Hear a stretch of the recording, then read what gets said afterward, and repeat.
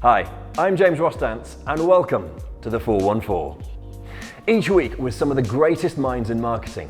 And joining me today is a woman who's currently one of the most influential people in the country on social media influencing.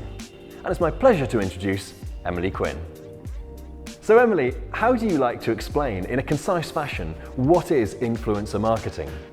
So influencer marketing, simply put, is the act of promoting or selling goods or services through people or influencers who have the capacity to have an effect on their audience's behaviour. So this is not a new term or concept at all. It's something that's been around for many, many years, just in the form of celebrity or athlete endorsements. It's only now we're really thinking of it as its own unique concept. There seems to be a lot of confusion around where influencer marketing sits within organisations and agencies. Can you provide a little clarity to help with this? Yeah, absolutely. I think with the evolution of influencer marketing, there has been confusion within PR agencies, creative agencies, all the strategic departments that sit within the bigger media agencies as to who kind of owns it and where it should fit.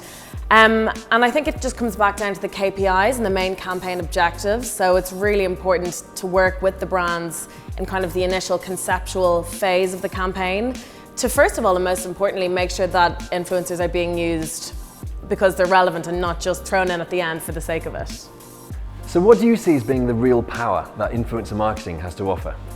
I think the real power using influencers is the fact that they have created their audience from scratch by building content around a certain topic or passion point of theirs. So this is something that their followers have opted in to actually be served content to. So if done the right way and if partnered properly with a brand, there is unlimited opportunities for consumers to discover and engage with your brand in a much more authentic and natural way rather than being targeted by sponsored ads or posts, which, as we all know now with the ad blockers on the rise, is becoming a major issue that brands are trying to get around. I'd love to know, what would you consider to be the most important but also least well-known technique of influencer marketing?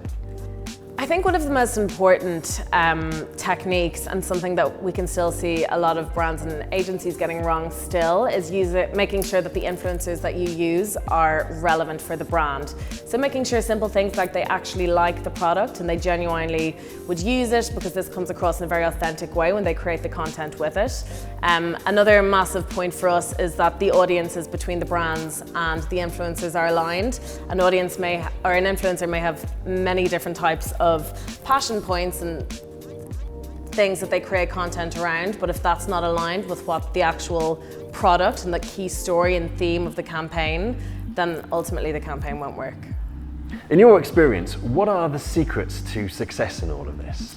The million-dollar question. It is very hard to pin it down to just one thing, and ultimately it really comes back to what you're trying to achieve and what the main campaign objectives or KPIs are. Something I have noticed and something I think absolutely is necessary when working with influencers is to remember that you've chosen them for a reason. You've chosen them because of the audience that they've built from scratch. You've chosen them because of the content that they create. So giving them that trust and giving them that creative freedom and control. Obviously a brand's going to want input into that, and they're going to want to make sure that the brand is perceived in a certain way.